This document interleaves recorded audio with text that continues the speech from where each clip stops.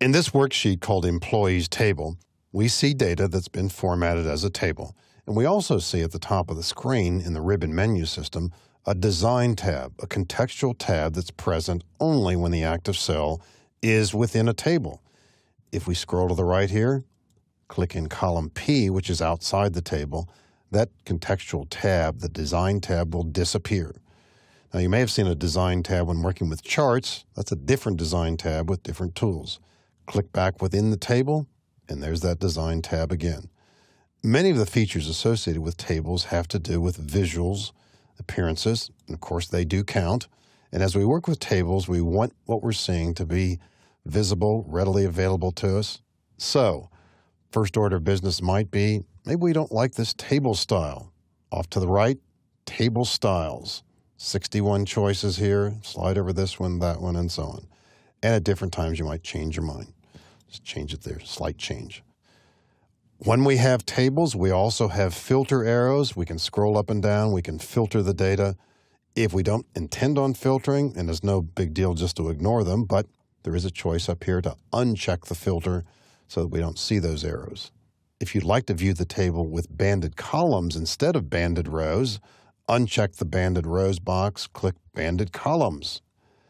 And if you're curious as to how this might look with other colors, the table styles preview, as we slide over it, now shows how this might look with banded columns. I haven't seen this nearly as often as banded rows, but it's certainly viable, and in some cases, maybe it's better for the data you're working with. If you happen to try banded rows and banded columns together, I think almost anybody would say that's not so good. So one or the other usually is going to work okay. I'm going to choose banded rows by unchecking the banded columns option. If you'd like to give special emphasis to the first column on the left or the last column on the right, check one of those boxes. Here's first column. Often this will simply mean bold print, but in some cases it actually uses a different color scheme in the background, as we see here. And if you'd like to get a preview of how the other color schemes might handle that, you can go back to table styles and slide over some of the other options. And again, recognize that many times it's simply using bold print. At other times, of course, color backgrounds too. If for whatever reason you just can't find a color scheme you like, and if you have the ambition and the time, possibly you'll go to New Table Style and possibly come up with your own design. This might take some time.